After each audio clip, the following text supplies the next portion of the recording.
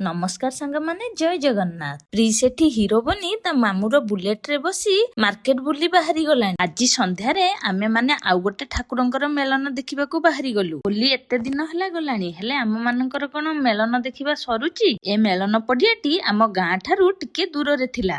ଏଠି ପହଞ୍ଚି ଦେଖୁ ତ ମେଳନ ପଡିଆରେ ବହୁତ ଭିଡ।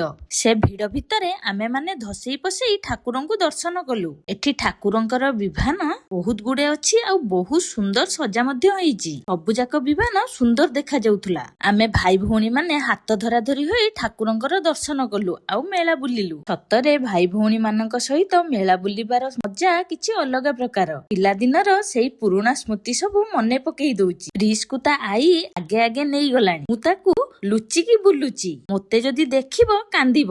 ପ୍ରିନ୍ସ ମେଲନରେ ଗୋଟେ ପିଲାଠାରୁ ତା ବେଲୁନ ଛଡେଇ ଆଣିଲାଣି। ତା ବେଲୁନ ଛଡା ଛଡି ଦେଖି ତା ମାଉସୀ ତାକୁ ଗୋଟେ ବେଲୁନ କିଣି ଆଣିଦେଲାଣି। ମେଲନରେ କିଏ କିଛି କିଣୁ କି ନ କିଣୁ, ପ୍ରିନ୍ସର କିନ୍ତୁ ଖେଳନାରେ ଘର ଭର୍ତ୍ତି ହେଇଗଲାଣି।